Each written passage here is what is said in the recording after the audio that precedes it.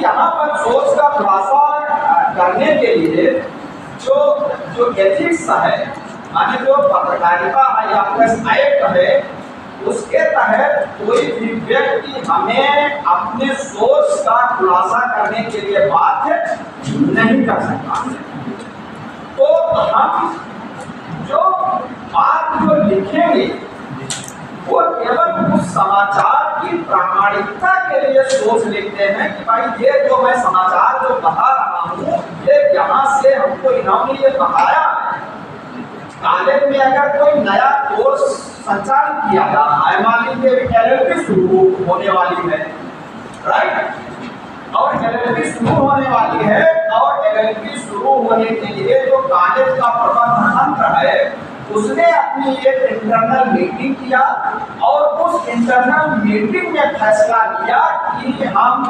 अब जो Lal Bahadur Shastri degree college की अब LLB की कक्षाएं शुरू करेगा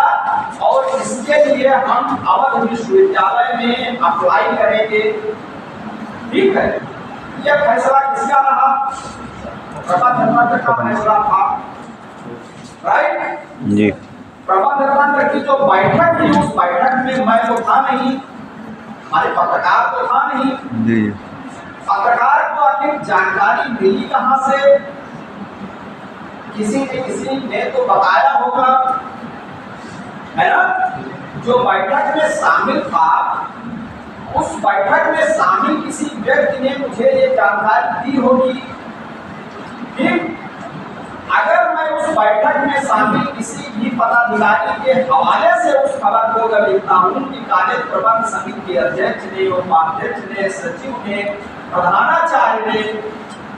या किसी भी सदस्य ने इसके बारे में बताया कि जो मैनेजमेंट कमेटी की बैठक हुई उस बैठक में यह निर्णय लिया गया है, अगर हम इस तरह से समाचार लिखते हैं वो ज्यादा ऑथेंटिक माना जाएगा, या हम ये लिखें कि मिली जानकारी के अनुसार लाल बहादुर शास्त्री कॉलेज में भी LLB की कक्षाएं चलेगी, वो ऑथेंटिक माना जाएगा। दोनों चीज अगर रखा जाए, एक पत्रकार है जिसने लिखा कि लाल बहादुर शास्त्री के कॉलेज के प्राचार्य प्रोफेसर रविंद्र पांडे ने बताया कि आगामी शिक्षा सत्र से कॉलेज में LLB की कक्षाएं चलेंगी। एक तरफ ये समाचार है, दूसरी तरफ एक पत्रकार लिख रहा है कि मिली जानकारी के अनुसार अगले शिक्षा सत्र से लाल बहादुर शास्त्री कॉलेज भी LLB की कक्षाएं संचालित करेगा। अगर पाठक के सामने दोनों समाचार एक साथ में जाएं, वो पाठक किस समाचार को ज्यादा इम्पोर्टेंस देगा? पहले है ना? क्यों? वो एक जिम्मेदार व्यक्ति के हवाले से बताया गया समाचार है, इस वजह से ज्यादा ऑथेंटिक होगा। बात वहीं पर दूसरा पत्रकार भी लिख रहा है, लेकिन उसने लिखा है कि सूत्रों के हवाले से, निश्चित रूप से हम सूत्रों के हवाले से जब समाचार लिखने की बात करते हैं, कई बहुत बड़ी बड़ी खबरें हम सूत्रों के हवाले से लिखते हैं, सूत्रों के हवाले से तमाम महत्वपूर्ण खबरें भी लिखते हैं, तमाम गंभीर खबरें भी लिखते हैं, लेकिन वो उन्हीं परिस्थितियों में लिखते हैं जैसे कि मैंने पहले बताया कि जब हमको अपने सोच को डिस्क्लोज नहीं करना होता, हमारी कोई मजबूरी हो, ऐसी कोई अपरिहार्य स्थिति हो कि जब हम अपनी सोच को डिस्क्लोज न कर पाने की हमारी स्थिति हो, तो हम गोल भाषा में लिख देते हैं कि आधिकारिक सूत्रों ने बताया या सूत्रों ने बताया या मिली जानकारी के साथ होगी। ये सब जो शब्दावली है ये उस प्रकार से हम प्रयोग करते हैं।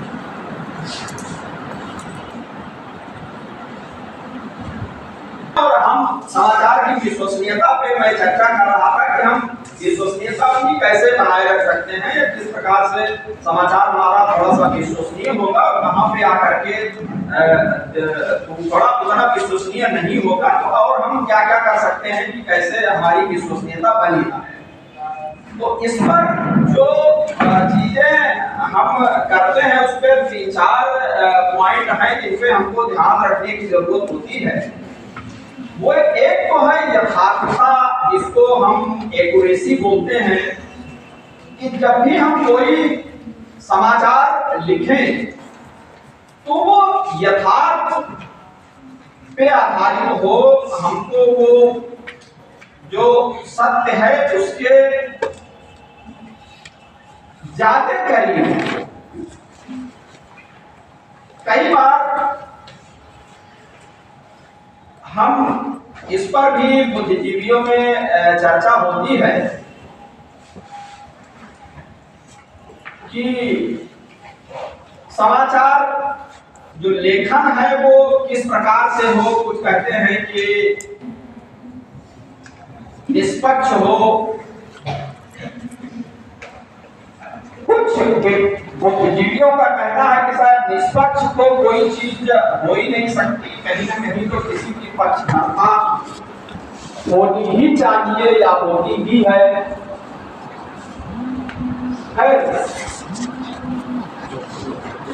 ये सब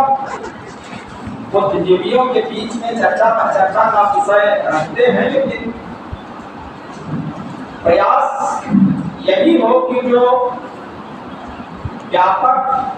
लोक हित में हो, व्यापक समाज हित में हो, हमारी लेखनी उधर ही चलनी चाहिए जिससे समाज का कुछ भला हो, लोक कल्याण जिससे कुछ हो सके। तो हम जब समाचार लिखते हैं और जब एक बात आती है कि यथार्थ पर आधारित हम समाचार लिखें, यथार्थ के आसपास हो, तो उसके रूप में जब मीडिया और पत्रकारिता तो कहते हैं कि ये यथार्थ का प्रतिबिंब मात्र है केवल, और इस तरह जो समाचार है यथार्थ की केवल पुनर्रचना कर रहा है।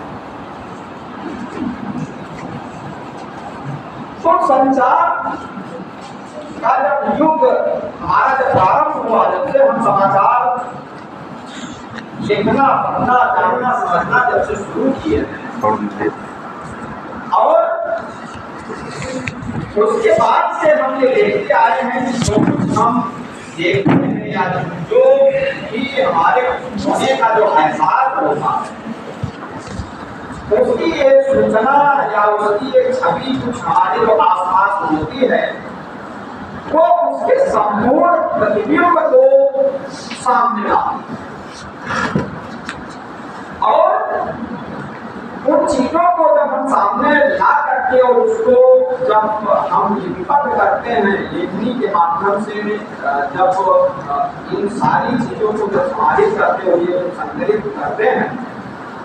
तो वो एक बहुत ही बृहद स्वरूप फिर समाचार का सामने आता है। और उन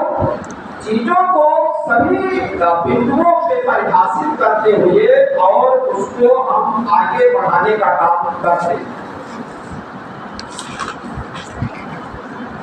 तो जो दो तीन बिंदु रहे हैं, ये तो या तो यथार्थ परक हो, दूसरी चीज यह है कि जो समाचार हम लिखे वस्तु परक भी कोशिश हमारा हो कि वस्तु परक हो, उस पर तीसरी जो निष्पक्ष या पक्षधरता की मैंने बात की, उसके आसपास हो। निष्पक्ष अगर हम रह सके, कर सकें तो बहुत अच्छी बात है, या अगर किसी का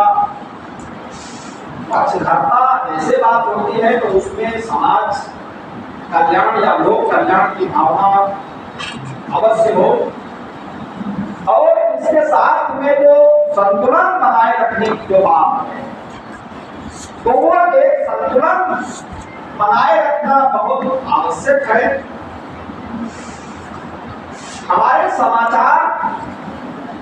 को लिखने से, जब भी हम कोई समाचार लिख रहे हैं तो उस समाचार को लिखने से ज्यादा हमारे लिए यह जानना जरूरी है कि हमको समाचार में क्या नहीं लिखना। लिखना तो हमको सब पता है कि जो हमको मिल जा रहा है, जो हमारे सामने आ जा रहा है, जो भी सूचनाएं हैं, वो सब हम लिख सकते हैं, निश्चित रूप से वो लिख सकते हैं। लेकिन कई ऐसी चीजें होती हैं कि जिनको हमको करके भी या हमारी जानकारी में होता है, जान करके भी उन चीजों को हम लिख नहीं सकते, या अगर लिखते भी हैं तो थोड़ा सा कुछ दबे छुपे शब्दों में बहुत खुल करके नहीं लिखते। इस पे हम अगर अब चर्चा करें कि हमको क्या हमारे लिए लिखना आवश्यक है, क्या लिखना आवश्यक नहीं है। एक उदाहरण से अगर मैं इस बात को स्पष्ट करने का प्रयास करूं, सपोज आप कल्पना कीजिए कि आप किसी क्षेत्र में पत्रकार हैं, पत्रकारिता कर रहे हैं, आपको रिपोर्टिंग करनी है, और जहां जिस भी जिले में आप या जिस भी क्षेत्र में आप पत्रकारिता कर रहे हैं, आपके क्षेत्र में एक सांप्रदायिक दंगा हो गया और उस सांप्रदायिक दंगे में एक समुदाय के लोगों ने दूसरे समुदाय के 5 लोगों को मौत के घाट उतार दिया। उसी समुदाय के लोगों ने दूसरे समुदाय के लोगों के उपासना स्थल को नुकसान पहुंचाया है, क्षतिग्रस्त कर दिया। आपको ये पूरी बात पता है कि एक समुदाय के 5 लोगों की मौत हो चुकी है और उसी समुदाय का जो गांव में जो उपासना स्थल था उसको तोड़ फोड़ कर दिया गया है और उसको नुकसान पहुंचाया है। यह समाचार आपके पास में है, आपको पता भी है कि जिस समुदाय के लोगों को मौत के घाट उतारा गया है या जिस समुदाय के उपासना स्थल को तोड़ा गया है, आप पूरी तरह से भेद्य हैं इस बारे में कि वो अल्पसंख्यक समुदाय है या बहुसंख्यक समुदाय है, आपको पता है, राइट। समाचार जिस समय हम लिख रहे होंगे, समाचार लिखते समय क्या हमको ये लिखना आवश्यक है कि अल्पसंख्यक समुदाय के लोगों ने हमला करके एक बहुसंख्यक समुदाय के लोगों को मौत के घाट उतार दिया, या बहुसंख्यक समुदाय के लोगों ने हमला करके अल्पसंख्यक समुदाय के 5 लोगों को मौत के घाट उतार दिया और गांव में ही स्थित उनके उपासना स्थल को तोड़ फोड़ करके आग लगा दी। क्या ये लिखना आवश्यक है? अगर इस समाचार की अगर रिपोर्टिंग करनी हो, इसको अगर हमको समाचार में लिखना हो, तो इसमें हम क्या बात लिखेंगे और क्या छोड़ेंगे, कौन बताए?